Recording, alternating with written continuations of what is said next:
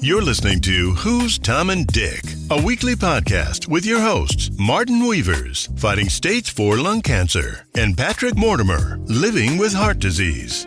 Why not grab yourself a cup of coffee, sit back, and enjoy the chatter as we discuss and share information, talking about tough subjects, and offering help, support, and motivation with a positive mental attitude. Good morning and welcome to this Friday's edition of Who's Tom and Dick. It's a little bit sombre this morning, I'm afraid, because earlier in the week we sadly lost my dear friend and colleague and co-host of Who's Tom and Dick, Martin Weavers. So I've not really got much to say while I take this all in because it's still quite raw. But just to remember Martin in his fabulous, funny way, I thought we'd pay tribute to him this morning by listening to our very first podcast, which was produced over 2 years ago, if you can believe that. So please sit back, grab yourself a coffee, and listen to the delightful tones of my old mate, Martin. Good afternoon. Welcome to Who's Tom and Dick, with your hosts, Martin Weavers and Patrick Mortimer. Well, there you go, Martin. How are you doing? Yeah, good afternoon. Nice to be here for our first podcast. Our first podcast entitled The Beginning. Yep. Let's hope we don't come to an end too quicker than we Not after the first one. Anyway, let's introduce ourselves, shall we? Yeah. Who are you? Well, I'm Martin Weavers, of course. So we've been friends for quite a while now, me and you, and since then we've been friends in the entertainment world as well. I've been entertaining since 1991, and I've had various jobs as well in care homes, in schools.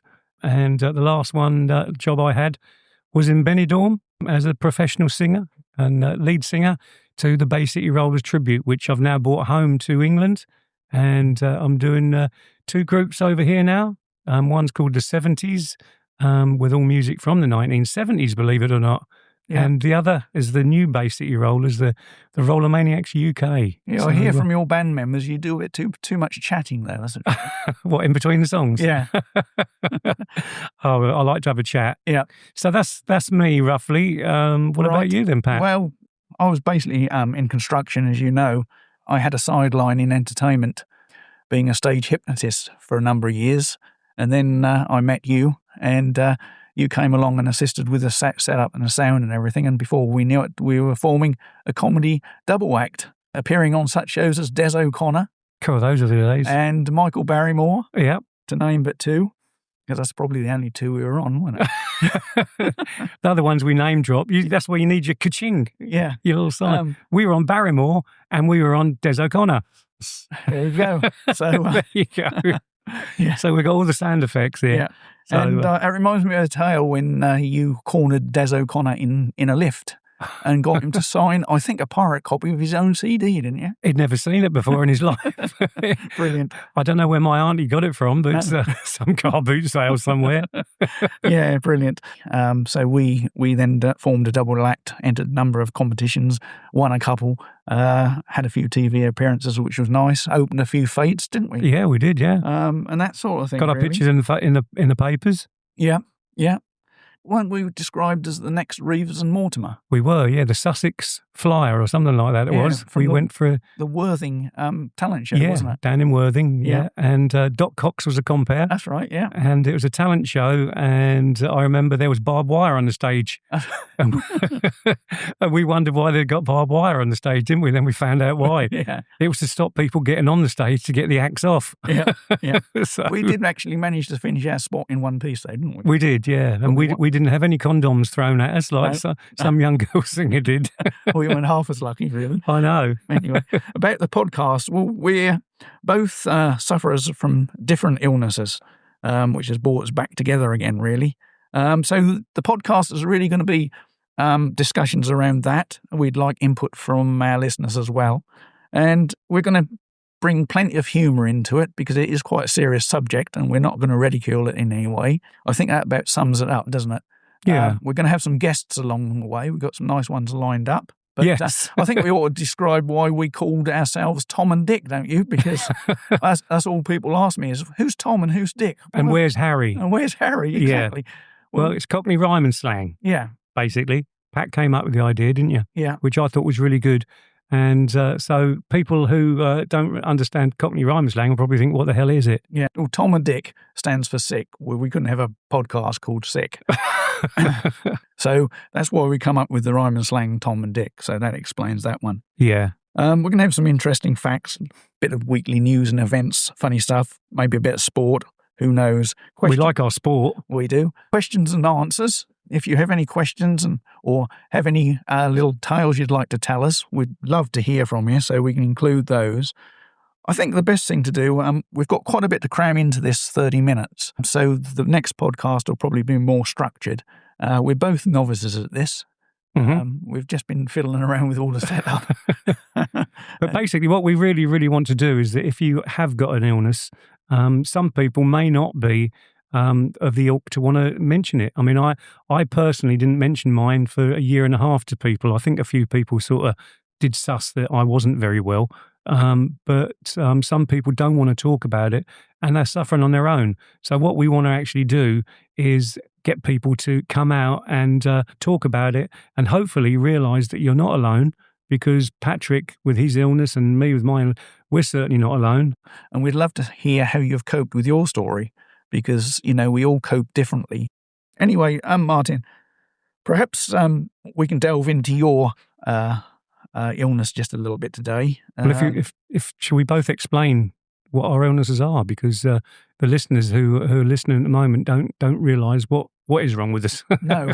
I mean, I'm going to talk about. Well, there's a lot of other things wrong with us, which are quite obvious. But we're sitting here laughing and joking, but we do both have serious illnesses. Yeah. So mine is lung cancer. I've got it on the left lung, and it's stage 4. It's inoperable. And it's incurable, and they can't remove the lung, because if they remove my lung, then it could disturb it and spread it to elsewhere. Because at the moment, I'm really lucky that I'm using, I've had chemotherapy at Christmas time. I had four lots of chemotherapy and 2 lots of immunotherapy, and it seems to have shrunk my cancer, which is fantastic news. It's not stopped me singing or doing anything apart from the times I get infections, and that's why I have to be very, very careful about meeting people, because I don't realise what infections people have. They might come up all friendly, especially at a gig and things like that, want a photo because we dress up in all the tartan gear for the Bay City Rollers and all the 70s gear. People want photos. Yeah, you had to get a plug in, didn't you? Well, this is why I'm mentioning it about meeting people, because the infection then puts me in hospital. And that's the worst thing that could happen, because I've always said that it will be something different rather than cancer that will take me away. But I don't look to that. I look positive towards it. And I'm now on a new tablet that's just come out. I'm only the second person to be using this tablet. And I've had some sort of a few little teething problems with it, with problems that a lot of people get with diarrhea, sickness and things like that. But as I said, it's all part and parcel of my illness. I'm not ashamed to talk about it all. And if anybody wants to talk about it, then probably the best thing to do is to get on our Facebook page and put some messages on there. And if it's for my illness, then I'll certainly reply, and so will Pat. But so the tablets are now, I'm going back on them next week, and hopefully they'll start doing the shrinking. So that's mainly my illness. And Patrick's been ill as well. That's the end of the podcast. Thanks, Mike, for that brief explanation. But, well, you can keep it as long or as short as you like, Pat. Yeah, well, mine's a little bit different. Mine is heart disease. I don't drink excessively. I don't smoke. I'm not overweight. So the doctors have put it down simply to hereditary. My father had heart disease, and so did my mother. So that's what I've got. I've had 2 heart attacks, one 13 years ago and one 3 years ago. And during that time, I've had 3 stents fitted. Anyway, I'm going to ask you some questions, Martin. Okay. If you don't mind. No. When did you first think something was up? New Year's Eve 2 years ago, I did a gig with the Roller Maniacs and I caught COVID. And it was on one of those things. I mean, I'm sure most people have had COVID, so you know what the symptoms are. But mine seemed to go on and on and on for a little while. And then suddenly they cleared up. And I was a semi-professional football referee as well. And I went and done a football match. And my breathing wasn't fantastic. So I went to the doctors. And it was a lady doctor, and she came up and she said, "Take your top off." And I took my top off, and she did the old thing where she got the old-fashioned thing where she got her fingers and tapped them on my chest and went all over both chest sides of my chest.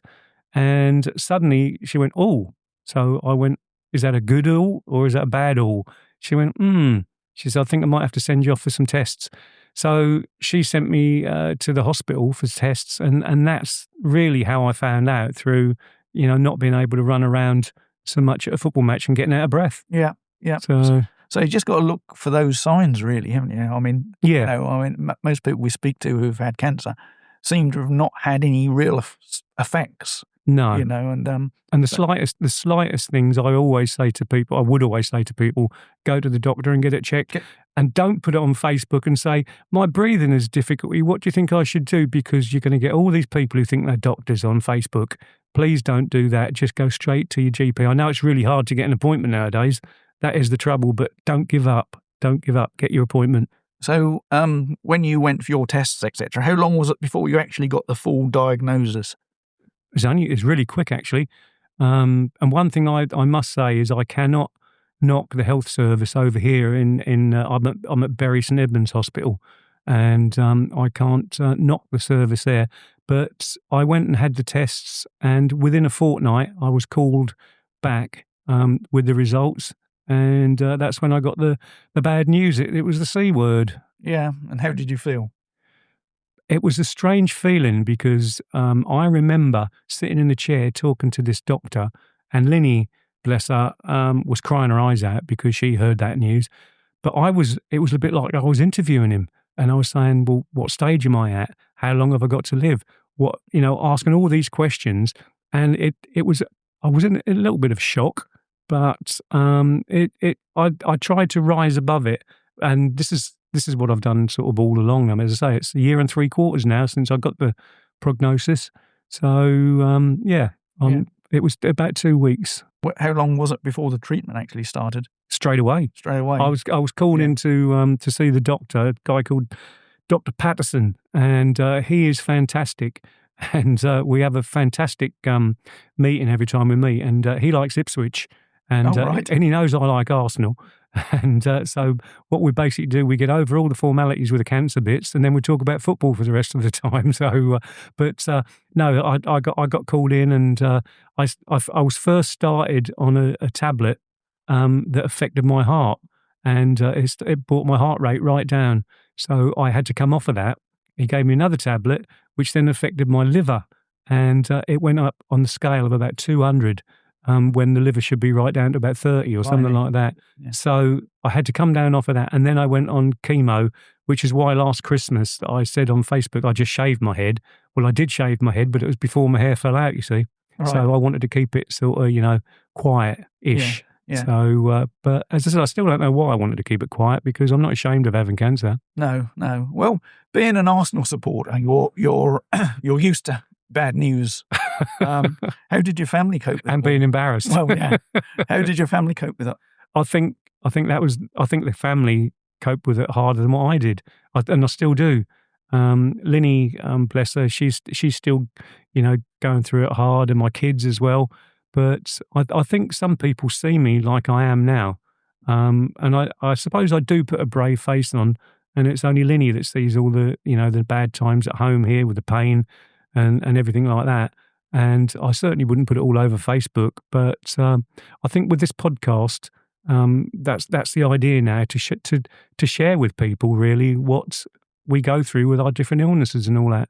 Because some people don't know; they see me as this jolly person on Facebook, but Yeah, they don't realise the ins and outs of all what goes on behind the scenes. No. And did they actually give you any explanation to how you got the cancer? I asked, actually, because my mum used to smoke like a chimney. Right. And I was really, really hoping that it was nothing that you can catch. What's the word when you inhale it, like Roy? Oh, right, yeah. Like Roy Castle did, didn't he? Yeah. Because I've never smoked. Passive smoke. Passive, that's right. Yeah. And I was really hoping that I never got it from my mum, and he assured me I didn't. Yeah. And he also assured me that what I've got will not pass on to my children as well. Right. So it was really good that way. But certainly it was a shock to me that I'd got it. People say you can get signs. Well, my sign was that I couldn't breathe, but I never had any signs for stage 2 or 3. No. And I suppose it did happen when I was in Benidorm. You probably had signs that you just ignored. Yeah. Like we all do, really. Well, a lady on here who might be on the next podcast when we read out some of the people who have written on the page and all that, she said it's you can get it through getting knocks. Now, sometimes people do say that's an old wives' tale, but I think there is some truth in that rumour. I don't know where I got any knocks, but the person who wrote to us, Moira and Shearer, she was a youngster and had a couple of knocks and had it. And then later on in life, the same thing happened again to her. Yeah. So there is a bit of truth in that. Yeah, but you've been singing, so you've had plenty of knocks. He had to get that in, didn't he? Oh, yeah. I've been waiting to use that button all morning. So anyway, how are you coping today? Coping today's, I cope fine. Good. I mean, the only I've been putting it all over Facebook just recently. We just wanted to get away because we planned to go to the Cotswolds, and then I was in hospital with pneumonia, and that's what I was saying about catching these things. And it's just coping day to day. Every day is different. You never know what to expect. You never know how you're going to feel when you get up. I've got up and I've been shivering some mornings, and then I've had to go in hospital because I've picked up an infection from somebody. And so this is what I have to be careful of. And we go to a club on a Wednesday called Sport in Memories in Sudbury, and I sit in with a mask on because we've got all these.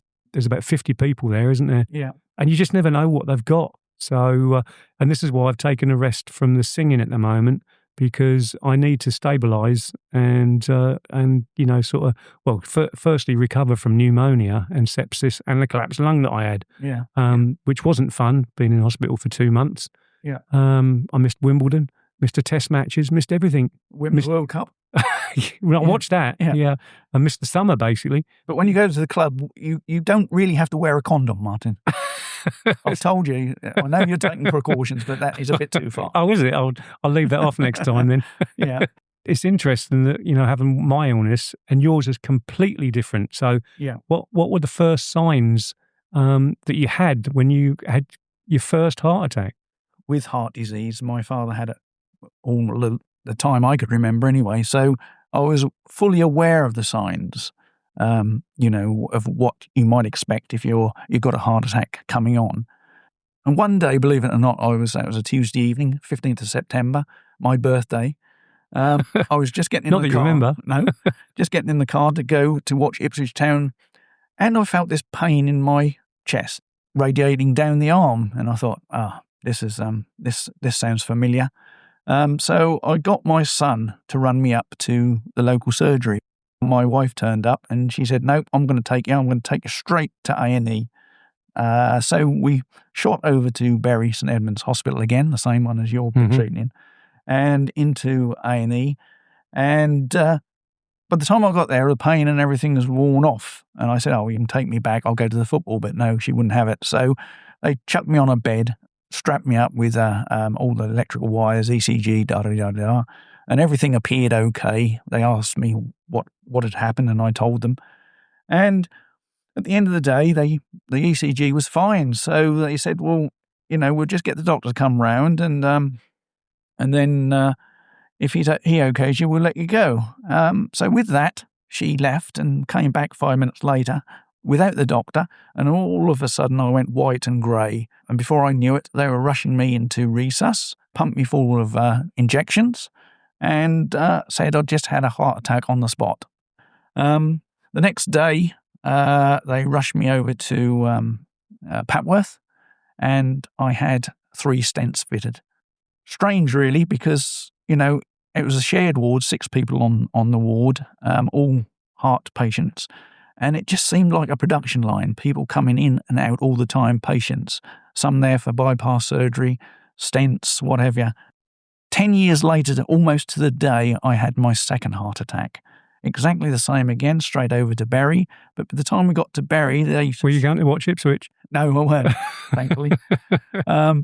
And they rushed me over to Papworth, and the new Papworth this is, and straight from the ambulance, almost like a garage, the door opened, they wheeled me out of the ambulance straight into the operating theatre, 2 more stents fitted. Well, I had 3 stents fitted. I had 1 stent fitted in the old stent and 2 new ones. Out for recovery, and here I am today, really. Well, I think they had your name up above your bed, didn't they, all ready for you? I think so. I think I got a... bit like me with G1 in West Suffolk Hospital. I think I got a resident spot there. But, yeah, I mean, I can't knock the NHS. So were you frightened? Not really, because, you were in such great hands. They knew exactly what they were doing, From the moment I had the first heart attack, bang, straight into resus, injection in here, injection in there, da-da-da-da-da, up on the ward. And I suppose you knew more on having the second one, what you were going to go through. Well, yeah, I mean, that was a bit weirder because I was sort of almost out of it. Wendy took me to the hospital, and she was shaking my leg trying to keep me awake. And then they gave me a couple of injections when I got there, and I perked up, and they rushed me over to Papworth, and that was just such a swish operation, straight in and straight on the table, and then straight up in the ward. In fact, Wendy, my wife, went home to get some clothes for me because she knew I'd be staying there. And when she got back, she came up to the ward and said, "How are you feeling? Are you going to have any operations?" I said, "I've already been done." So it was a very, very quick and swift, brilliant service, The strange thing is, with my first heart attack, I actually had Bupa healthcare because I was running my business at the time, and I never used it. I forgot all about it. Oh, God. So that's how your mind reacts when something like that happens, really. But like you, I think I'm a cheerful sort of positive thinking person, and when I went to rehab, a lot of people, they'd shut down, really. Yeah. And thought, that's the end. I've got to take life easy. Well, that's the idea of this, isn't it? Our podcast, to show that what we've been through, there is light at the end of the tunnel. Well, there is, yeah. I mean, I had a pilot's license, which obviously I lost when I had a heart attack. And I thought, right, I'm going to try and get that back. And I did. I got that back. I also got a motorsport racing license back. Oh, well, not back. I got a new one and went motorsport racing. So I was proven to myself and the family, really, that the life had just begun, not stopped. Yeah. And appreciated things more. Oh, God, yeah, definitely. Yeah. As I said, each day you appreciate every single day. Yeah. I mean, I've put lots of things on Facebook that might be immaterial to a lot of people, but when you go through what we've been through, it's lovely. Even just 2 days away the other day. But anyway, so medication, Pat. I mean, personally, I'm on about 10 tablets first thing in the morning, and then half a dozen at lunchtime, and then another 10 at night. What medication? Do you have lots? Yeah, I'm on medication for the rest of my life, but luckily I'm on about 8 or 9 a day. And I've got me what I call heart attack spray, which I have to take with me if I feel anything coming on, like angina or anything. Oh, is that the one you put on your tongue? Yeah. Put it under the tongue, and that gives you a blinding headache, but frees up all your arteries and saves your life, apparently. So I've got that on me. But I mean, drugs are part of my life now. Yeah. So when you talk about the hospital and all that, I mean, how did you find all the staff? The staff were good? The staff were excellent, They couldn't do enough for you. Even the man who changed the papers in the bin bags in the bin, all cheerful. Amazing people, So I've got a lot of respect for the NHS. Yeah. How long were you in for? Only 4 days. Yeah. Yeah, only 4 days because it's all like keyhole surgery, so it's all all fairly easy to do nowadays. All the guinea pigs have gone. It's all routine treatment now for stents. It's funny because obviously, I mentioned it before, our illnesses are different, but with a heart attack, I don't know. Are you wary of the way you go about your day-to-day life? Or because I think, I mustn't lift this much, I might have a heart attack. I know, it's always in the back of your mind, but I just tend to get on with things, really. If I worried about it all the time, then I'd be like, some of the other guys who just accept it and sit in the chair. I'm not going to do that. I do what I want when I want. I've been on all the rides at Disneyland. I've been on all the rides with the grandchildren, Big Dippers, everything. What, since your heart attack? Yep. Every ride that I've been on has got a sign beside it. No heart attack patients on here. So I sneak on. I don't know whether it's the right thing or the wrong thing, but the doctor says, well, if you feel how do you get through the height thing? Because you're only small. That is a struggle. I put my platforms on from the 70s. You might not believe this, Martin, but we're 27 minutes into this podcast. Are we really? Yeah. Blimey, that's because I've enjoyed talking to you. And everybody's gone from Facebook. Look. No, they're still there. We've got a few left. Well, it's a funny time of the day, so what the idea is to put the podcast on, so it's there forever for everyone. This is only just for Facebook, just for as a little trial, so you can see what's happening. Yeah, kick things off, really, hasn't it? Yeah, it has really. But I mean, hopefully, what today has done has given insight to everybody. If they listen to the first one, then obviously the next podcasts and things like that, people can add bits on our page, and then we can talk to them. I've got a page full of things here that people have written on our page. So for the next one, we will be mentioning you. So thanks very much to Charlie Cook, Gina Sugden, Moira Ann Shearer, and we had an anonymous participant, which doesn't matter. It's nice if you share your name, but we really don't mind if you put anonymous as well, because all we want you to do is share with what you've been going through, and that's what I will do with the podcast on the second one when we talk about these people, and we might be talking about other different things. We're into dream teams, aren't we, Pat? Oh yeah. I mean, the secret is, there is a lot of life after heart disease and cancer. I think what we're trying to do is to say, obviously there's people in various different positions to us, but there's a lot of hope and a lot of new medicines and drugs and one thing and another. Well, I'm on that brand new one. Yeah, well, exactly. And it's hard when you're sitting there alone.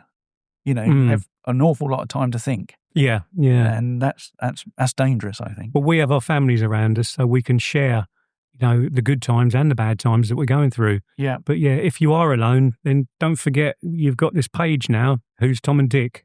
So please share it. And also, I mean, I don't mind if you want to send me a private message to talk about things, but please do it at sensible times. Only because I do like to share my evenings with my wife. But I'm about all the day. So now I'm retired. Yeah, but don't forget, some of your followers are international. They are. So when you're asleep, they're in Debbie Laribus in Dallas, Texas. Well, there you go. They're alive and kicking. Yeah. So you've got to expect that, I suppose. Yeah, we just wish you all the best of health. And as I say, for the people who aren't in the best of health, please share it with us if you'd like to. It's not compulsory. But as I say, hopefully we're not putting on anything. We're not putting on an act. As I said, we were a comedy double act where we used to act. But today, Patrick is Patrick Mortimer and I'm Martin Weavers, and we're just as we are normal. We have a laugh like this when we go to football in our club. Well, it was originally Martin and Moore, so that's how we were famously known, but not anymore. So yeah, really, that sort of brings things to an end for this podcast. We've really talked about ourselves and tried to introduce what the podcast is going to be all about. Hopefully, the next episode will be full of additional information, less about ourselves, and we'll try and answer any questions we've had. And please post on our Facebook pages. We'll do our best to answer your questions. TikTok and Twitter, or X as it's called now. Yeah. And use that little QR code. Yeah. Take care, everybody. Yeah, thanks very much for listening. Thanks a lot for coming on board. And please share this with your friends and family, because it's not just for the sufferers out there. And we wish you all the very best. Yeah, thanks very much, everyone. See you next time. Bye. Well, I hope you enjoyed listening to that just as much as I did. Rest in peace, dear friend. Rest in peace. Thanks for listening, everybody.